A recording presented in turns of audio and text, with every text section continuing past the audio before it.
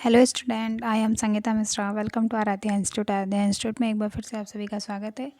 तो आज आज का 30 सीरीज़ क्वेश्चन का है, ठीक है। तो आज का हम लोग 30 सीरीज़ कंप्लीट करेंगे।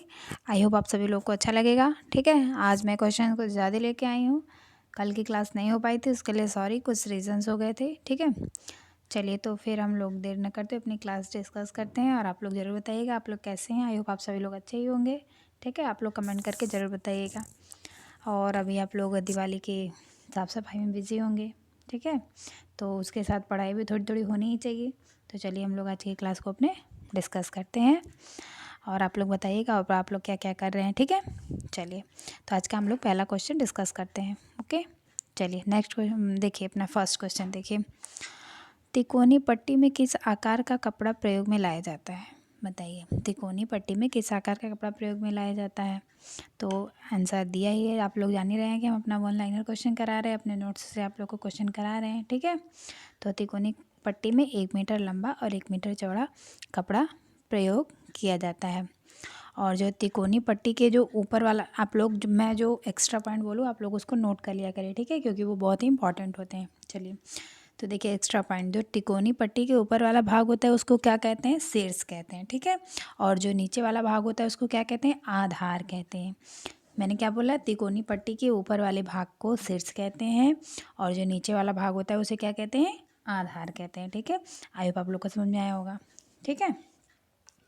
तो इसमें कपड़ा किस आकार का प्रयोग होता है? 1 मीटर लंबा, 1 मीटर चौड़ा। देखिए नेक्स्ट क्वेश्चन देखिए, क्लोहिज किस प्रकार की झोली से बनाया जाता है? तो बताइए, क्लोहिज किस प्रकार की झोली से बनाया जाता है? तो कॉलर और कफ, ठीक है। क्लोहिज जो झोली बनाई जाती है, कॉलर और कफ की झोली होती है, ठीक है। जैसे कि कॉलर और कफ की झोली बनाई जाती है।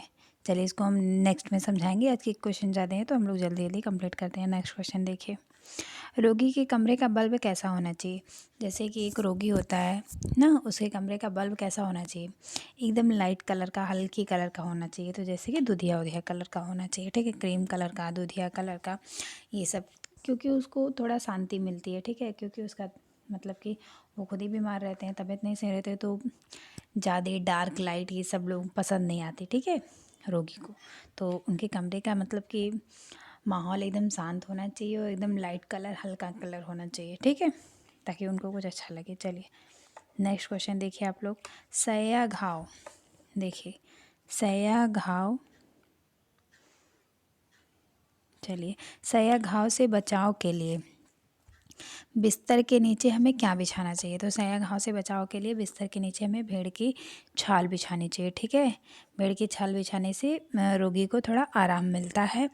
जो घाव हुआ रहता है बैक वैक पे, उसे थोड़ी आराम मिलती है। और उस पर कौन सा पाउडर यूज़ करना चाहिए आप लोग ये भी जान लीजिए, जिंक पाउडर एक आता है, उसका प्रयोग करना चाहिए उस जो घाव हो जाता है उस जगह पे। उस पाउडर का छिड़काव करने से आराम मिलता है, ठीक है।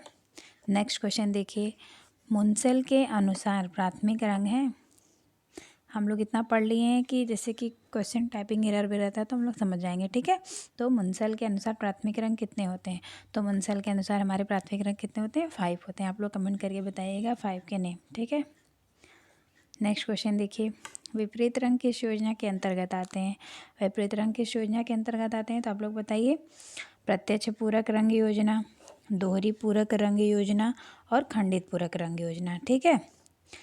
विपरीत रंग किस योजना के अंतर्गत है? प्रत्यक्ष पूरक रंग योजना, दोहरी पूरक रंग योजना, खंडित पूरक रंग योजना, ठीक है। नेक्स्ट क्वेश्चन देखिए, अवर्णी लवक मुख्यतः पाए जाते हैं। बताइए, अवर्णी लवक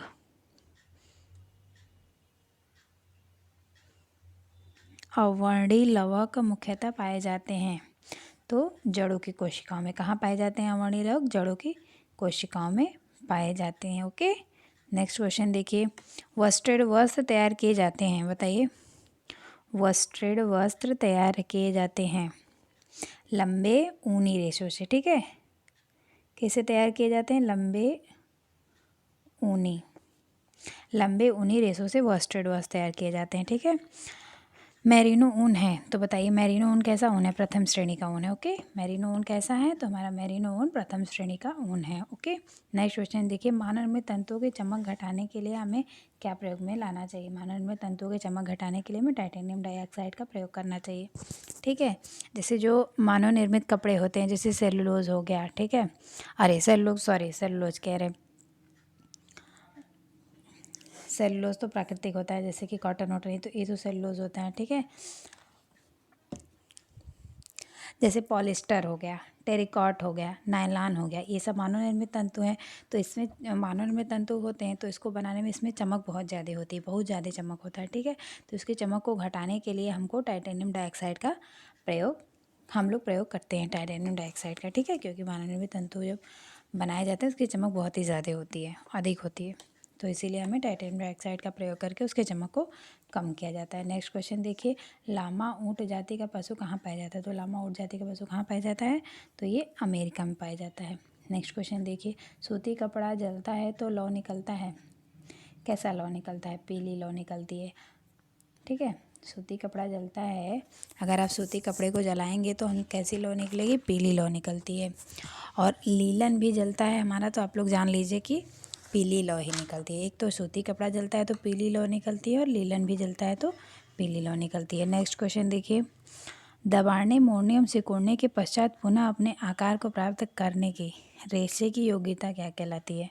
तो हम उसको दबाएंगे, मोड़ेंगे और सिकुड़ने के पश्चात वो अपने आकार में फिर से वापस आ जा रहा है। ठीक है, हम किसी तरह उसको दबा रहे हैं, निचोड़ रहे हैं, मोड़ रहे हैं, फिर वो अपने कुछ देर में अपने आकार में आ जाता है, उसे क्या कहते हैं? हम लोग उसे प्रत्यास्थता कहते हैं। क्या कहते हैं?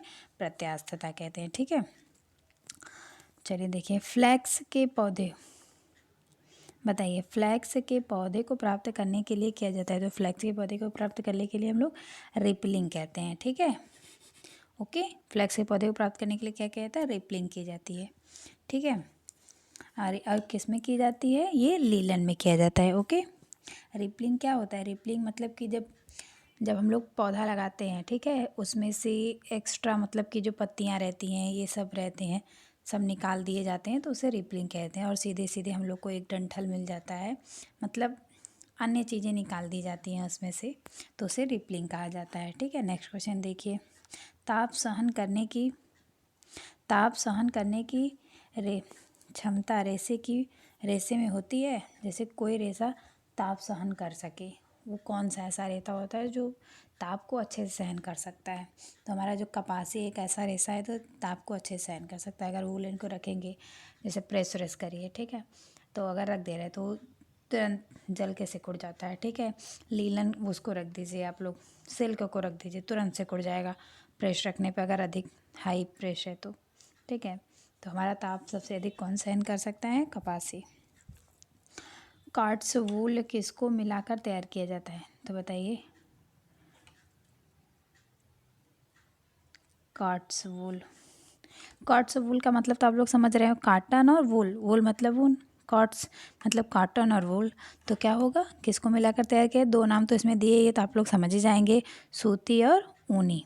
ठीक है, सूती और ऊनी, कॉट्स वूल दिया ही है, तो कॉटन और वूल मतलब ऊन, तो सूती और ऊनी को मिलाकर तैयार किया जाता है।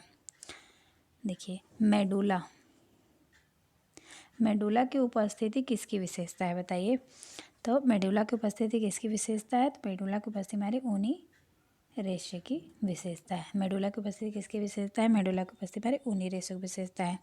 ये जान लीजिए, ऊनी रेशे 3 होते हैं। ठीक है, देखिए एक्स्ट्रा पॉइंट आप लोग नोट कर लीजिए, ऊनी रेशे 3 होते हैं, मतलब कि उनकी ऊनी रेशों की 3 परतें होती हैं, ये जान लीजिए। ठीक है, पहला कार्टेक्स होता है, दूसरा मेड्यूला होता है, तीसरा क्यूटिकल होता है। ठीक है, फिर से सुन लीजिए, ऊनी रेशे की 3 परतें होती हैं, कार्टेक्स, मेड्यूला और क्यूटिकल, जिसमें से मेड्यूला हमारा दिया हुआ है।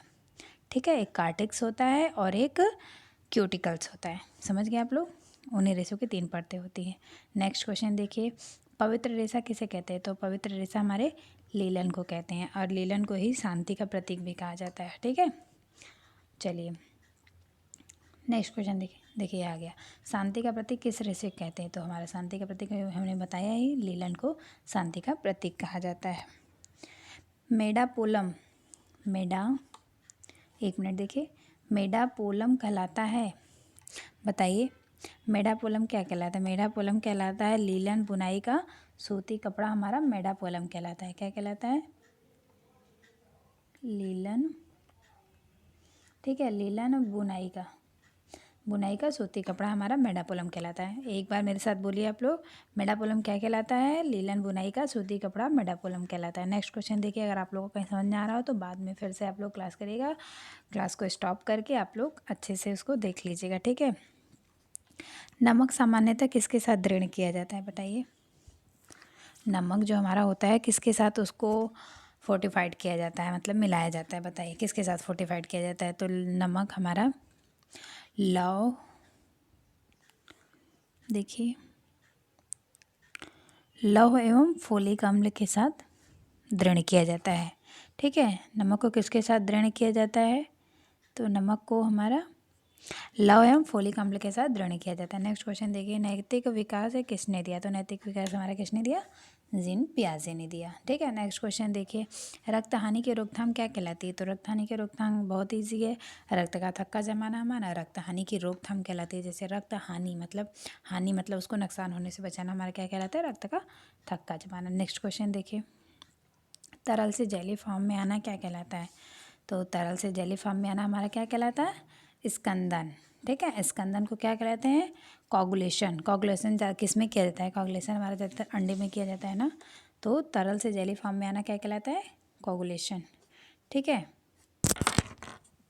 चलिए, जैसे कि जैम बना रहे हो, ये कर रहे हैं हम लोग, तो तरल से हम लोग जेली फॉर्म में लाते हैं ना, तो कोगुलेशन कहलाता है। नेक्स्ट क्वेश्चन देखिए, अमाशय के कोटर की जो कोशिकाओं द्वारा स्रावित होती हैं उसे क्या कहलाते हैं?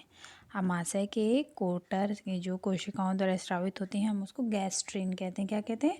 गैस्ट्रीन कहते हैं, ओके। अमाशय के कोटर को और क्या कहते हैं? आंथ्रम कहते हैं। आप लोग जान लीजिए, मान लीजिए कोटर न देखिए आंथ्रम दे दिया, तो आप लोग ये याद रखिएगा कि अमाशय के कोटर या आंथ्रान को जो कोशिकाओं द्वारा स्रावित होती है उसे क्या कहते हैं? उसे गैस्ट्रीन कहते हैं, ठीक है। नेक्स्ट क्वेश्चन देखिए, उदर स्राव किस का बना होता है? तो उदर स्राव मतलब हमारा पेट पूछा जा रहा है। उदर मतलब क्या होता है? पेट होता है ना, किसका? हाइड्रोक्लोरिक अम्ल का बना होता है, ठीक है।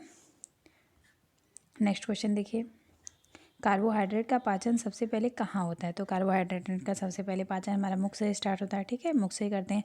और कार्बोहाइड्रेट का हमारा जटिल पाचन भी मुख से ही होता है, ठीक है। और इसका सरल सबसे ज़्यादा पाचन कार्बोहाइड्रेट का छोटी आंत में होता है, इसको सरल पाचन भी छोटी आंत में होता है। तो नेक्स्ट क्वेश्चन देखिए, समझ में आया होगा आप लोग को। देखिए दे दिया, कार्बोहाइड्रेट का जटिल पाचन कहाँ होता है? तो कार्बोहाइड्रेट का जटिल पाचन भी मुख से ही स्टार्ट होता है। और सरल पाचन कहाँ होता है? कार्बोहाइड्रेट की छोटी आंत में होता है।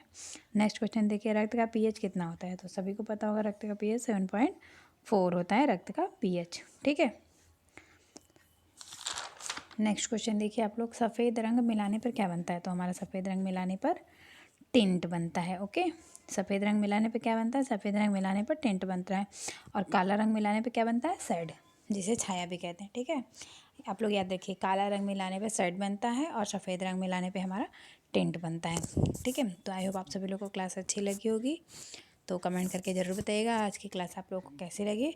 फिर मिलते हैं नेक्स्ट क्लास में। Bye bye, take care. आप लोग को अब हम 30 के क्वेश्चन ही कराएंगे, ठीक है, जैसा रहता है वैसा करेंगे। और फिर आप लोग कमेंट करके ज़रूर बताइएगा आप लोगों को क्लास कैसी लगती है। 4 ऑप्शन वाले ही चाहिए, 1 लाइनर क्वेश्चन आप लोगों को अच्छे लगते हैं, ठीक है। आप लोग ज़रूर से कमेंट करके हमें बताइएगा कि आप लोगों को कैसे कैसे क्लास चाहिए, ठीक है। और अगर आप लोगों को कोई टॉपिक पढ़ना होगा तो आप लोग वो भी बता सकते हैं, ओके। चलिए, तो फिर हम लोग मिलते हैं नेक्स्ट क्लास में। Bye bye, take care.